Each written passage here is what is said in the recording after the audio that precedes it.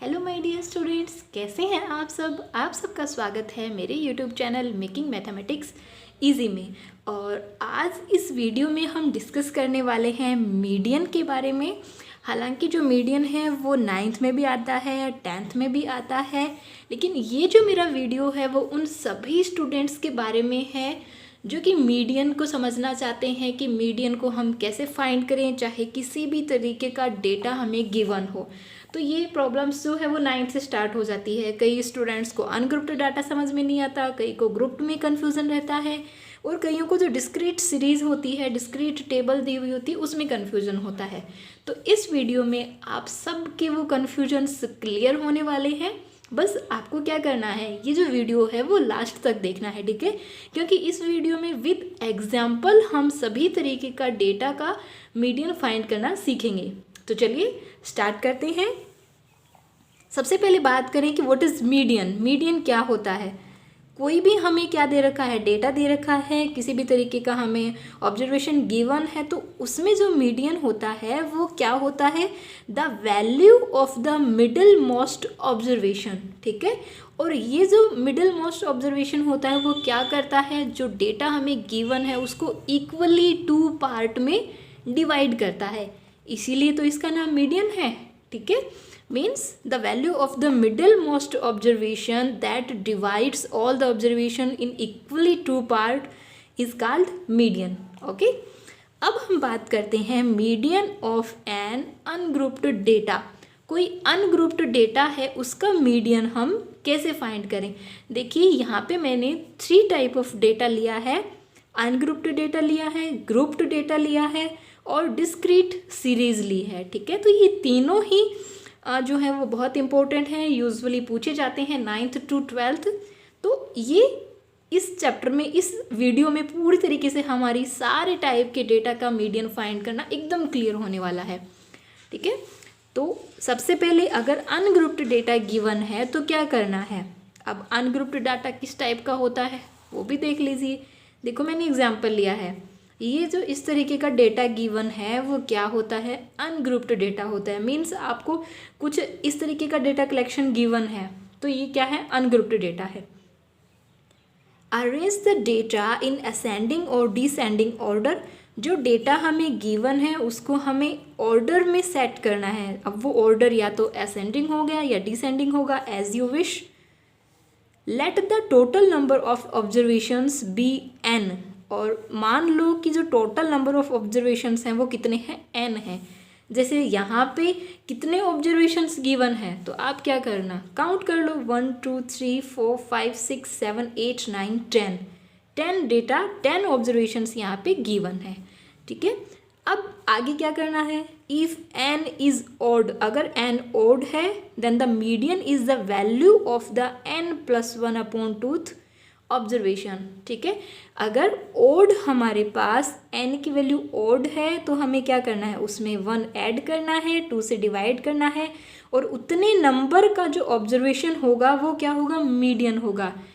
पहली कन्फ्यूज़न तो बच्चों को ये होती है कि वो जैसे मान लो n की वैल्यू हमारे पास 11 दे रखी है तो क्या करेंगे? 11 में 1 ऐड करेंगे, 2 से डिवाइड करेंगे, 6 आ गया तो मीडियन को 6 लिख देंगे। नहीं, 6th टर्म जो होगी, 6th ऑब्जर्वेशन जो होगा उसकी वैल्यू ही मीडियन होगी। यहाँ पे जो नंबर आएगा वो मीडियन नहीं होगा। तो पहली बात ये ध्यान में रखनी है। फिर हम बात करते हैं, if n is even the median is mean of, अगर एन की वैल्यू इवन है, ठीक है, लाइक 10 जो कि 2 से डिवाइड हो रहे हैं, then the median is mean of the n/2 and n/2 plus 1th observation, ठीक है?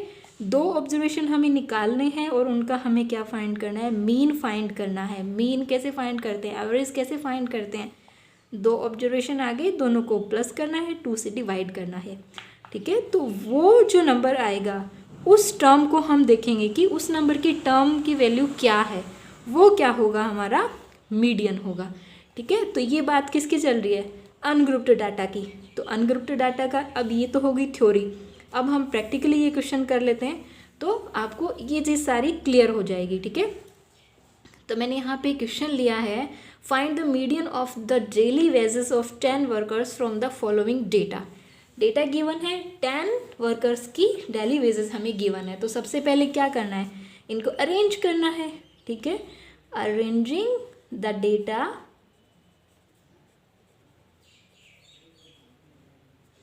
डेटा को हम अरेंज कर रहे हैं। ठीक है, तो सबसे पहले हम लिखेंगे 8 और उसके बाद है 9, उसके बाद आएगा हमारा 11, फिर है 14, फिर 15, फिर 17, फिर है 18, फिर 20, उसके बाद 22, उसके बाद 25।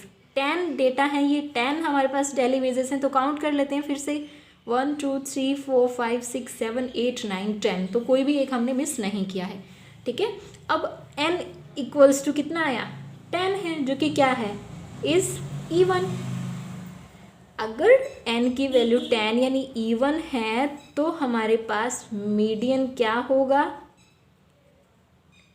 10/2 term plus 10/2 plus 1th term upon 2। देखो मैंने डायरेक्ट लिख दिया है, क्योंकि हमने जो थ्योरी पढ़ी उसमें क्या था कि ये जो दो डेटा हैं इनका क्या निकालना है, हमें मीन निकालना है। तो मीन कैसे निकालेंगे, दोनों को ऐड करके 2 से डिवाइड करना है। अब ये आएगी 5th टर्म, तो 5th टर्म लिखनी है आपको, 1 2 3 4 5 15 है। ये आएगी 10/2 5 + 1 6 टर्म क्या है, 17 एंड अपॉन 2। 15 + 17 होता है 32/2 और मीडियन आ गया हमारे पास 16।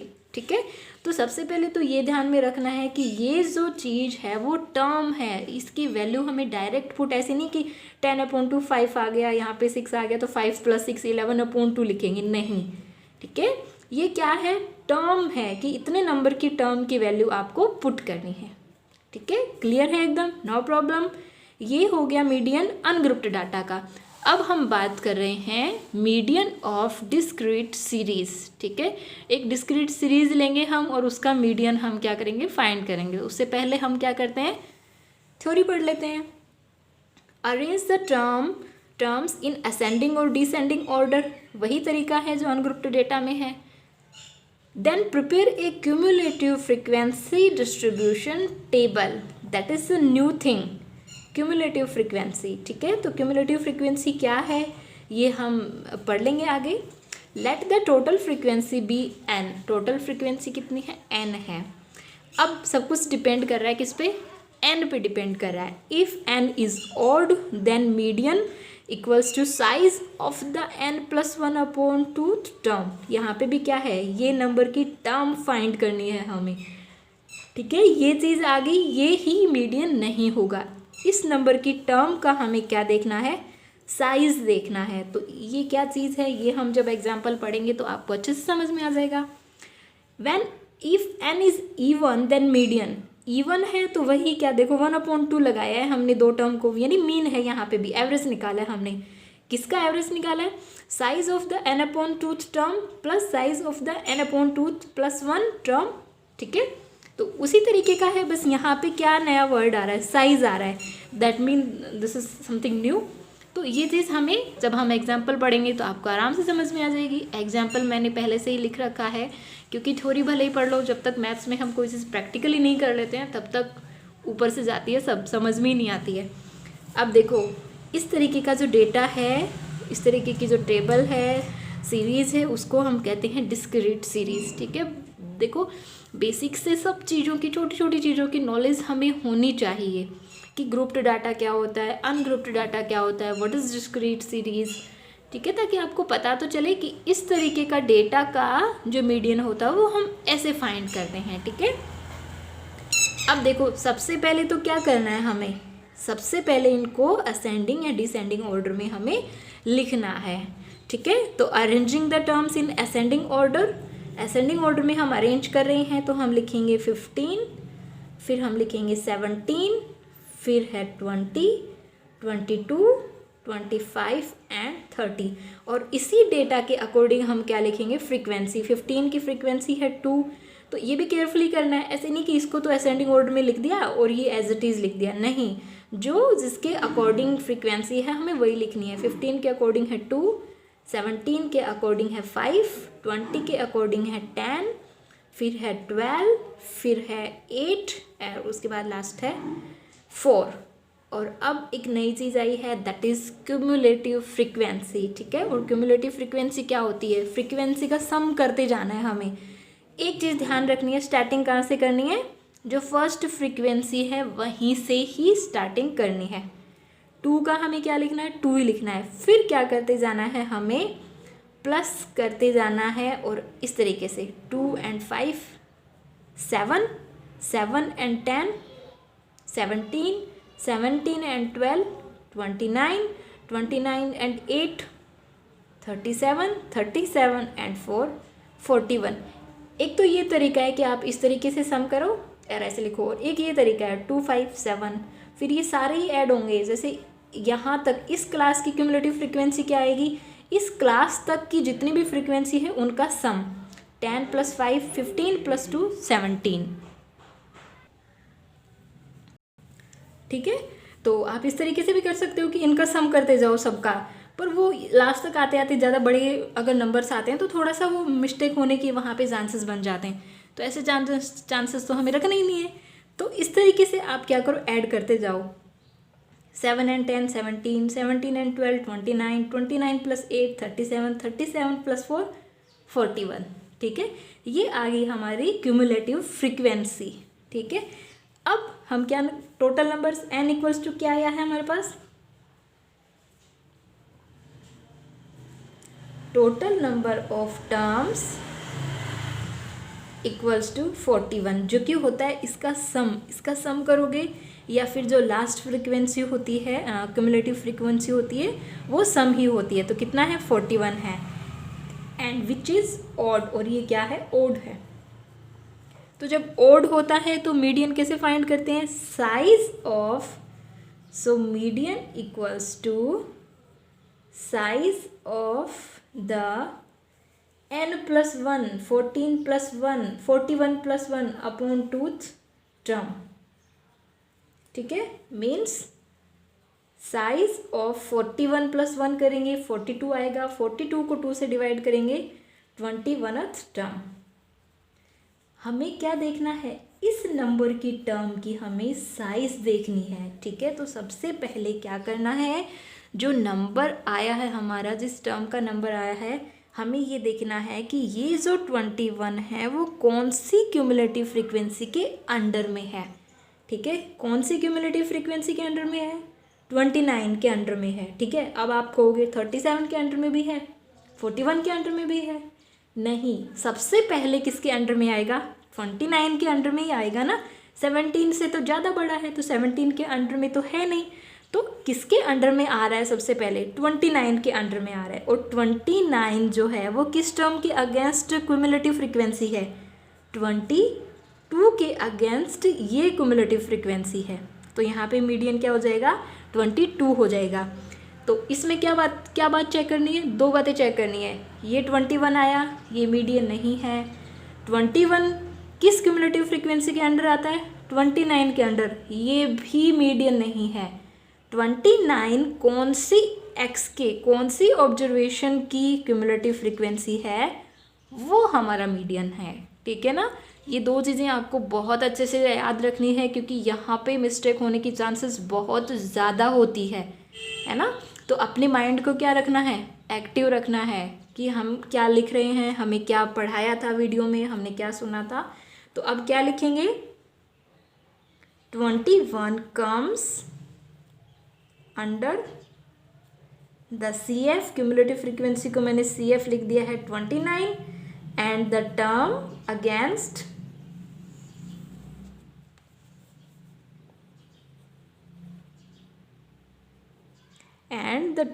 Against CF 29 is 22। 29 cumulative frequency के अगेंस्ट टर्म कौन सी है हमारी? 22 है। Hence the median is